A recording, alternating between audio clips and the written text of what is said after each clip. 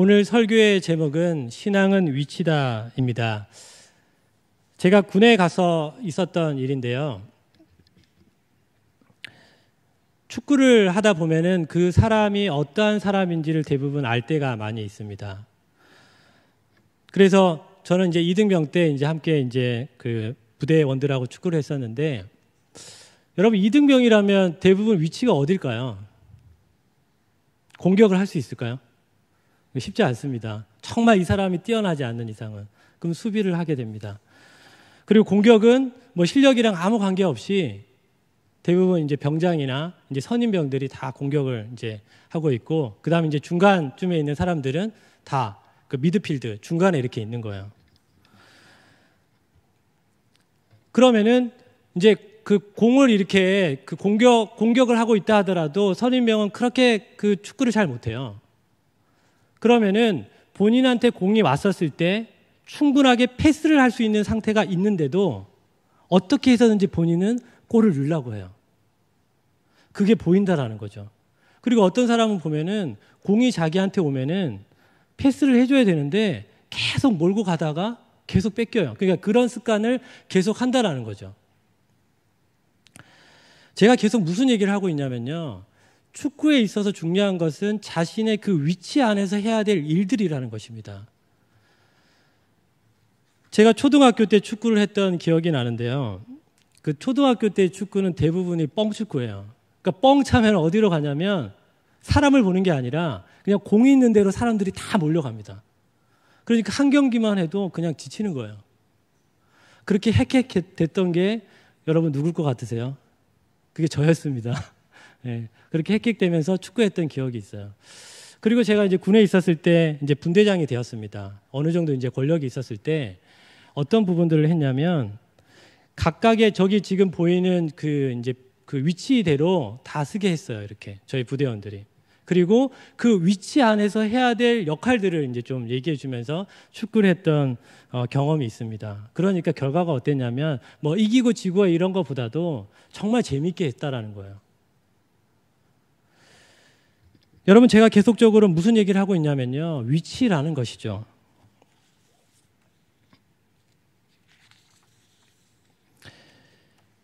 농구도 마찬가지입니다. 농구는 이제 5명씩 5대5로 이렇게 경기를 하게 되는데, 누구를 맡아야 될지 사람을 계속적으로 마크하면서 가면은 경기가 좀 더 이렇게 수월하게 진행이 됩니다. 물론 이제 유동적인 부분들은 분명히 있습니다. 그래서 리더는 무슨 얘기를 하냐면 사람을 보라, 이런 얘기를 계속 한다라는 거예요. 여러분, 신앙도 마찬가지입니다. 신앙에도 자신의 위치가 있다라는 거예요. 어떤 위치냐면 하나님과 끊임없이 가까이 가려는 것이 위치라는 것입니다. 운동 경기에서 리더가 공을 보지 말고 사람을 보라라고 얘기하는 것처럼, 반면에 신앙생활에서는 사람을 보는 것이 아니라 하나님을 보라는 말을 우리는 끊임없이 해줘야 된다라는 거죠. 왜냐하면 우리가 사람을 자주 보게 되면 넘어지게 됩니다. 그럼 우리는 일으켜 세우면서 하나님을 보셔야 합니다라고 계속 얘기해 줘야 된다라는 거죠. 제가 전도를 좀 하다 보면은 다양한 사람들을 만나는데 대부분 사람들의 공통점이 있습니다. 다들 무슨 얘기를 하냐면 사람 때문에 교회를 안 다닌다는 거예요. 뭐 교회에 대한 이제 상처가 있다라는 거죠. 뭐 언행에 대한 상처가 있고, 또 믿었던 사람인데 왜 그렇게 하냐라는 뭐 여러 상처들이 있습니다. 근데 우리에게도 그런 모습들이 있다라는 것입니다. 제가 얼마 전에 이전 교회 한 그 청년 지체하고 통화를 한 적이 있습니다. 잘 지내는지 뭐 어려움이 없는지 이렇게 제가 통화를 했었는데, 좀 제자 훈련을 하는 교회라서 이제 그 리더들 같은 경우에는 목요일에 이제 교회에 와서 그 위에 이제 엘더가 있어요. 그래서 함께 성경 공부도 하고 이제 식사를 하는 이제 그런 교제를 하는데, 이 청년이 저한테 이런 얘기를 해요. 오빠, 요즘 교회 가는 게 너무 힘들어. 그래서 무슨 일인데 그래? 그러니까 교회에 가면은 사람들이 하나님에 대한 이야기를 거의 하진 않고 그냥 세상 이야기만 하고 온다. 그래서 그런 기대감이 없다라는 거예요. 그러니까 사람의 어떤 관계의 문제가 아닙니다. 이 자매는 사람들과 관계는 참 좋아요. 그런데 하나님이 어떻게 일하는지를 너무나 듣고 싶은데 그 이야기가 없다라는 거예요. 근데 제가 그 이야기를 들으면서 저도 똑같은 고민을 했던 시간이 있다는 걸 저도 알고 있거든요. 그래서 너무나 공감이 되더라는 거예요. 그래서 제가 이런 얘기를 했습니다. 참 신기하다. 나도 그 고민을 끊임없이 했었는데, 그런데 나는 그 고민을 하고 기도하는 그 끝에 나는 어떤 생각을 하게 됐냐면, 제가 이런 얘기를 같이 나눴어요. 우리는 기대를 하게 된다. 예를 들어서 이제 리더가 있고 그 다음에 또 엘더가 있어요. 좀 이제 청년들이 좀 많은 경우에는. 그러면 그 엘더를 케어하고 있는 국장이 있고 그 다음에 이제 교육자가 있습니다. 그러면 사람들은 다 기대를 갖고 있습니다. 아, 리더는 이렇게 할 거야. 엘더는 이렇게 할 거야. 교육자는 이렇게 할 거야. 자기가 생각했던 그 기대에 미치지 못하게 되면 사람은 누구나 다 실망을 하게 되어 있다라는 것입니다. 근데 그 실망 때문에 그 실망의 그 압박감이 얼마나 힘들면 나가고 싶지 않다라는 마음이 요동한다라는 거예요.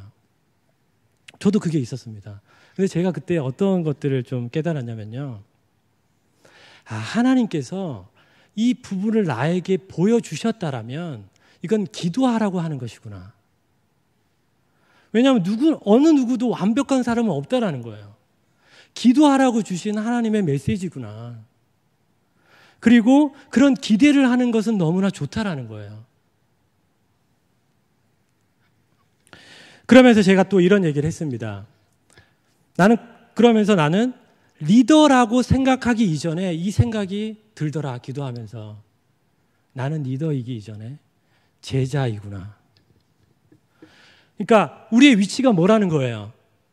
주님의 제자라는 거예요. 그러면 리더니까 리더까지 하는 게 아니라 제자이기 때문에 그 사람이 나한테 무엇을 해주는 게 아니라 내가 무엇을 해야 될까라는 고민이 들기 시작하더라는 거예요. 그러면서 그 이후에는 좀 더 제가 편안해졌던 것 같았습니다. 제가 그 이야기를 했더니 이 지체가 너무 고맙다고 하면서 또 문자 메시지로 저한테 정말 이 시기 가운데 내가 들었어야 하는 메시지라고 하면서 감사하다라는 이야기를 했던 기억이 있습니다. 제가 계속 무슨 이야기를 하고 있나요? 우리의 위치가 어디 있냐라는 거예요. 우리의 위치는 바로 주님의 제자이고 하나님께 가까이 가고 있는 위치라는 것입니다. 우리가 사람만 보고 있다면 우리는 못 삽니다. 때론 답답해서 못 살게 됩니다. 그렇기 때문에 우리는 자주자주 하나님을 만나야 된다라는 것입니다. 그러면 사람만 보지 않고 자주자주 하나님을 만나는 모습은 어떠한 모습일까? 그러니까 성경은 우리에게 다윗을 통해서 그 모습을 좀 더 명확하게 좀 보여주고 있는데요. 다윗이 얼마나 하나님께 가까이 갔냐면요. 사무엘하 6장에 보면 하나님의 궤를 다윗성으로 옮기는 그 장면이 있습니다. 그때 여러분들 아시는 것처럼 다윗이 어땠습니까? 모시로 만든 에봇만을 걸치고 하나님 앞에 그렇게 찬양을 하고 예배를 드리면서 갔어요. 근데 그 광경을 보고 있던 사울의 딸 미갈이 업신여깁니다. 어떻게 왕이 저렇게 채통도 없이 저렇게 그 신하들의 아내가 있는 데서 저렇게 춤을 출 수가 있냐. 거의 건달패들처럼 저렇게 옷 걸치고 거의 맨살을 드러낸 채 그렇게 하고 있냐라고 다윗을 맞이할 때 그런 얘기를 했다라는 거예요. 그런데 그때 다윗이 했던 말이 있습니다. 무슨 말을 하냐면요. 내가 무엇이간데 하나님이 나를 쓰셔서 나를 사용하고 있는가. 나는 하나님 앞에서 춤을 췄다. 내가 하나님 앞에서 드리는 예배와 하나님 앞에 드리는 춤이라면 내가 사람 앞에 더 낮아진다 할지라도 나는 이렇게 하겠다라고 얘기를 합니다. 하나님 앞에 나아간다라는 것이 무엇일까? 사람만 보지 않고 하나님을 본다는 게 무엇일까? 다윗은 우리에게 이 부분들을 알려주고 있다라는 것입니다. 또 다윗을 통해서 우리가 배워야 할 부분이 있습니다. 하나님 앞에 가까이 가는 사람들은 자기가 듣고 싶은 말만 듣지 않는다는 거예요. 듣기 싫은 말도 하나님께서 지금 나에게 이 말씀을 하고 있다라는 것들을 생각할 수 있다라는 거죠. 사무엘하 16장에 보면 다윗을 저주하고 있는 시므이가 나옵니다. 그러니까 다윗을 저주하니까, 왕을 저주하니까 아비새가 내가 저의 목을 베겠다라고 얘기를 해요. 그러니까 다윗이 뭐라고 하냐면 하지 마라. 하나님께서 저를 통해서 나를 저주하고 있는지 모른다. 그것을 선으로 바꿀 수 있지 않겠냐라고 얘기한다라는 거죠. 나중에 예루살렘에 올라가게 되면서 시므이, 그렇게 자기를 저주했던 시므이도 용서합니다. 그런 것처럼 다윗은 우리의 일상 가운데서 하나님이 나에게 어떤 말을 하고 있을까? 이 환경은 하나님이 나에게 어떠한 것을 알려주기 위해서 하고 계신 걸까에 대한 끊임없이 하나님과 연결이 되어 있다는 거죠. 그러다 보니까 하나님께 가까이 갔던 다윗에게는 주변의 사람들이 계속 따라옵니다. 다윗이 이제 이스라엘과 유대의 왕이 되었을 때 주변에 이제 다윗의 용사들도 있고요. 역대지상 11장에 보면 블레셋 군대가 블레셋 베들레헴의 진이 이제 베들레헴에 이렇게 있었는데 다윗은 이제 아둘람 동굴에 있었습니다. 그러면서 뭐라고 얘기하냐면 내가 저기 베들레헴 성문 곁에 있는 그 우물물을 좀 먹고 싶다라고 하니까 세 용사가 여러분도 잘 아시다시피 목숨을 걸고 그 우물물을 갖고 옵니다. 그러니까 주변에 목숨을 걸고 움직이는 사람이 있었다라는 거예요. 물론 다윗은 이거는 목숨을 걸고 갖고 온 물이기 때문에 내가 먹지 않겠다라고 하면서 마시지는 않았습니다. 그런 것처럼 다윗 주변에는 다윗을 따르는 사람들이 있었다라는 것입니다. 좀 더 한번 볼까요? 역대지상 12장에 보면은 다윗을 따르는 자들이 얼마나 많았는지를 계속 얘기합니다. 베냐민 지파, 갓 지파, 므낫세에서 다윗을 따르는 사람들, 그리고 다윗을 따르는 그 병력들에 대해서 끊임없이 얘기하고 있습니다. 여러분, 오늘 본문은 어떤가요? 하나님을 주인 삼고 하나님을 따르는 그 사람 옆에는 동력자들이 있다라는 것입니다. 혼자 신앙생활을 하고 있는 게 아니라 동력자들이 있다라는 것을 우리에게 말해주고 있습니다. 오늘 마지막 22절을 우리 같이 한번 좀 보려고 합니다. 같이 한번 읽어보겠습니다. 시작. 이 네 사람 가드의 거인족의 소생이 다윗의 손과 그의 부하들의 손에 다 넘어졌더라. 아멘. 여러분, 다윗이 골리앗과의 그 싸움에서 물맷돌 5개를 가지고 가는데 왜 5개를 가지고 가시는지 혹시 아십니까? 다윗이 쓰러뜨렸던 그 골리앗은 블레셋의 장수가 아니라 가드 부족의 장수였습니다. 그래서 이 블레셋은 가드를 포함한 가사, 아스돗, 에그론, 아스굴롯 등 5개의 부족 영맹체를 맺고 있다라는 거예요. 그러니까 블레셋이 5개의 연맹체라는 것이죠. 그래서 블레셋과 싸운다는 것은 5개의 부족과의 싸움입니다. 그렇기 때문에 다윗은 이 물맷돌을 5개 가지고 갔을 거라는 이제 준비했을 가능성이 크다라는 거죠. 그렇다면 우리가 오늘 본문에서 보면은 4명의 거인족이 나타납니다. 다윗은 누구를 쓰러뜨리죠? 우리가 아시듯이 골리앗을 쓰러뜨립니다. 그 다음에 아비새는 누굴 쓰러뜨리냐면 이스비브노블을 쓰러뜨립니다. 십부게는 삽을 쓰러뜨립니다. 그 다음에 에라나는 나오미를, 그리고 요나단은 손가락도 발가락도 6개인 그 거인족을 쓰러뜨립니다. 그렇게 물리쳤다라는 것이죠. 그것이 오늘의 본문입니다. 하나님이 하고 있는 일도 마찬가지라는 것입니다. 혼자서 일을 하는 게 아니라 협력해서 하나님의 그 일들을 행하고 계시다라는 것이죠. 우리가 이럴 때 정말 큰 승리를 맛보게 된다라는 것입니다. 앞서 제가 얘기했던 것처럼 다윗은 동력자들이 참 많았습니다. 아둘람 동굴에서는 400명이 있었고요. 그일라 백성을 도와준 이후에는 600명이 또 모입니다. 그래서 우리 계속 봤던 것처럼 그런 명단들이 끊임없이 나온다라는 거예요. 바울도 마찬가지입니다. 로마서 16장에 보면은 하나님과 함께 동력했던 그 동력자의 명단이 끊임없이 나타나고 있다라는 것입니다. 여러분, 중요한 게 뭐냐면 신앙생활은 혼자 하고 있는 것 같지만 그게 아니라 함께 해 나가고 있다라는 것입니다. 누군가가 나를 위해서 기도하고 있고요. 누군가가 나를 위해서 도우려고 그런 관심을 갖고 있다라는 거예요. 여러분 절대 혼자가 아니라는 것들을 잊지 마셔야 합니다. 그래서 우리가 사람을 보는 게 아니라 하나님을 보고 하나님 앞에 가까이 가면서 동시에 우리가 해야 될 것이 있습니다. 그게 뭐냐면요. 관심을 가져줘야 된다는 거예요. 주변에 관심을 가져줘야 된다는 것입니다. 사랑의 반대말이 이런 말이 있어요. 사랑의 반대말은 무관심이다. 아무 관심이 없는 거예요. 여러분 이것만큼 사람을 힘들게 하는 것이 없습니다. 여러분 어떤 사람들이 좋습니까? 나한테 관심을 가져주는 사람한테 좀 더 호감을 갖게 된다는 거예요. 우리 청년들 같은 경우에는 그 SNS를 잘 하시는지는 잘 모르겠지만 좀 많은 청년들 같은 경우에는 뭐 페이스북도 하기도 하고 뭐 인스타그램 이런 것들을 많이 하게 되는데 그럼 온라인으로 뭐 사진을 올리거나 이제 동영상을 올리게 되면은 좋아요를 누를 수가 있어요. 댓글도 달 수가 있습니다. 뭐 카카오 스토리 같은 경우도 이렇게 달 수가 있는데 그러면 누가 나한테 좋아요를 눌렀나? 누가 나한테 댓글을 달았나? 그걸 계속 확인해 보는 거예요. 제가 뭘 얘기하나요? 사람은 관심이 있다라는 거예요. 근데 간음증이 여러분 뭔지 아시죠? 간음증이 뭐냐면 숨어서 다 보는 거예요.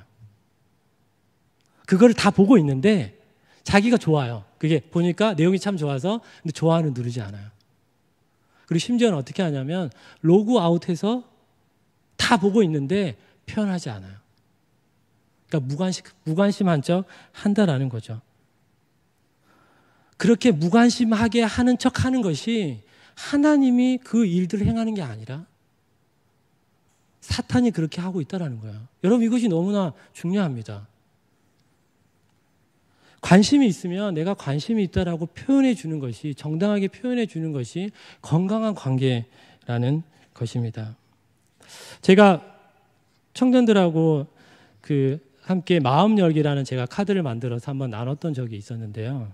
근데 그 질문 중에 이런 질문이 있었어요. 성별이 바뀌면 가장 먼저 뭘 하고 싶을까? 여러분들 뭘 하고 싶으세요? 성별이 바뀌시면? 근데 몇몇 청년이 이런 얘기를 했어요. 저한테 너무나 의미심장했습니다. 마음에 드는 사람한테 다가가서 내가 당신을 쭉 지켜봤는데 호감이 있다라고 말을 하겠다고. 그만큼 사람은 관심을 받고 싶어 합니다. 여러분들 우리 이제 청년들 이제 또 아직 결혼을 이제 안 한 청년도 있는데 소개팅을 이제 하게 되면은 남자들도 소개팅 하면 준비를 하잖아요. 근데 여자들 얼마나 많이 준비하시는지 아세요? 그렇기 때문에 그 밥도 사고 차도 사야 되는 건 형제가 해야 되는 이유가 뭐냐면 제가 좀 설명해 드릴게요. 자매님들은 그 소개팅을 가기 위해서 어떻게 하냐면요. 옷장을 열어봐요.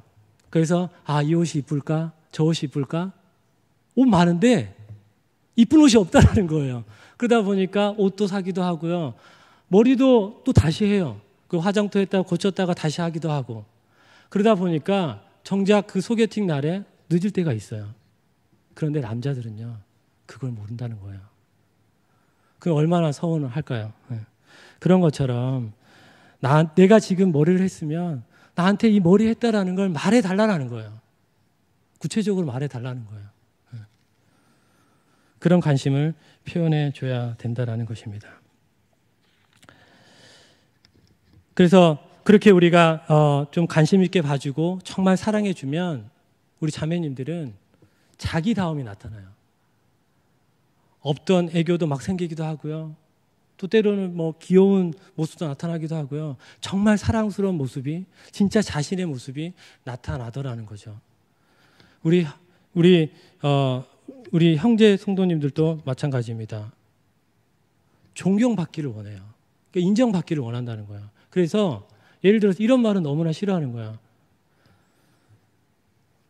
당신이 돈을 얼마나 벌기에 돈도 못 벌어오면 이런 얘기를 들으면요. 기가 죽을 뿐만이 아니라 삶을 살아야 되는 이유가 있는지조차까지 생각하게 되면서 그냥 다 싫어지는 거예요.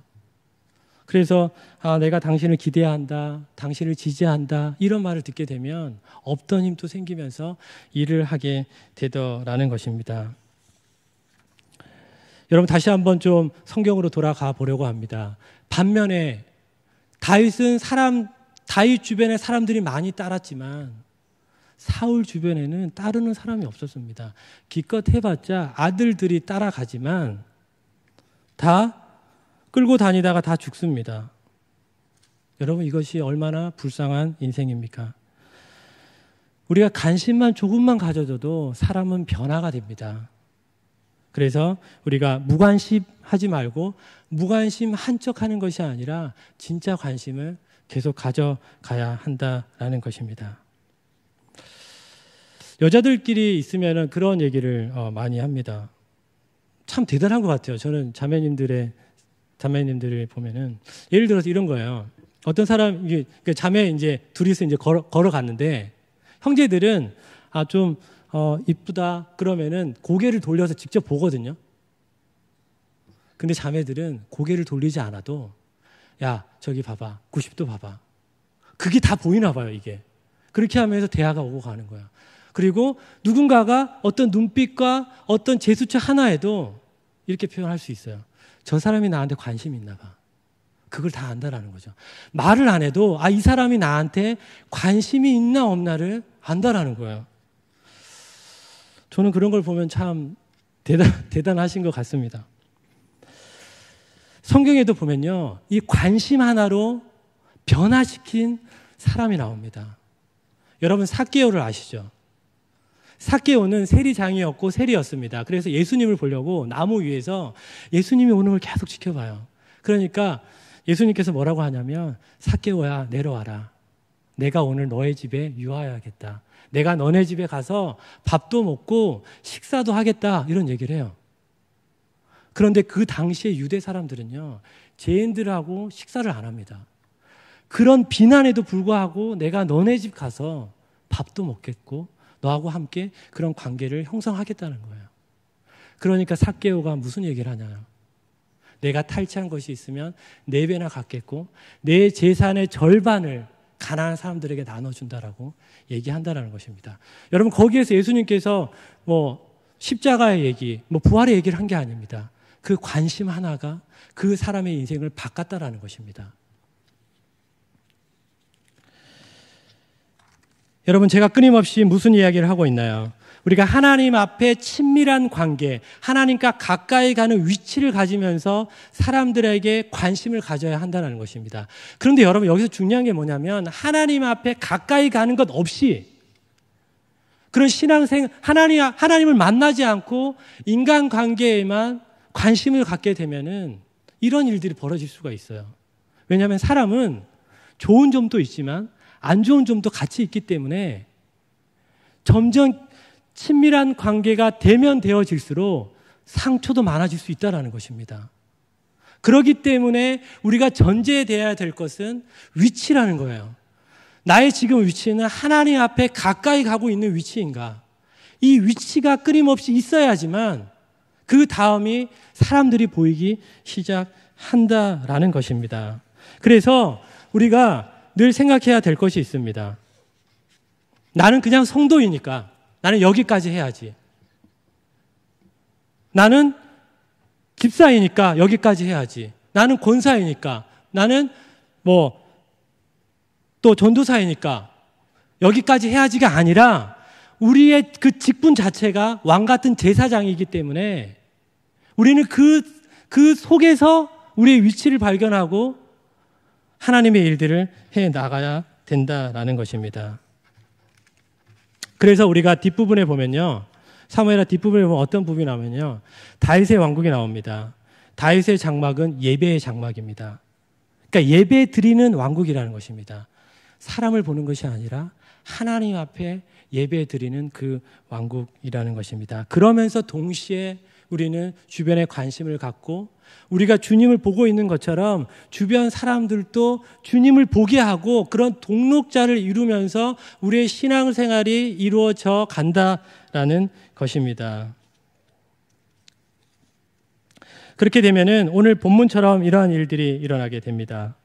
다윗만 승리하는 것이 아닙니다. 아비새도 승리하고요, 삽도 승리하고요, 에라난도 승리하고 또 요나당도 승리하는, 함께 승리하는 일들이 일어난다라는 것입니다. 여러분, 우리도 동일합니다. 우리의 위치를 지켜야 합니다. 우리의 위치는 무엇입니까?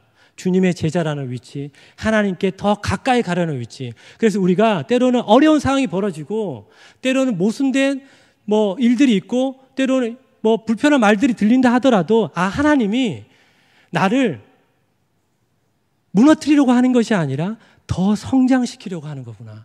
하나님 앞에 더 가까이 가려고 하는 거구나.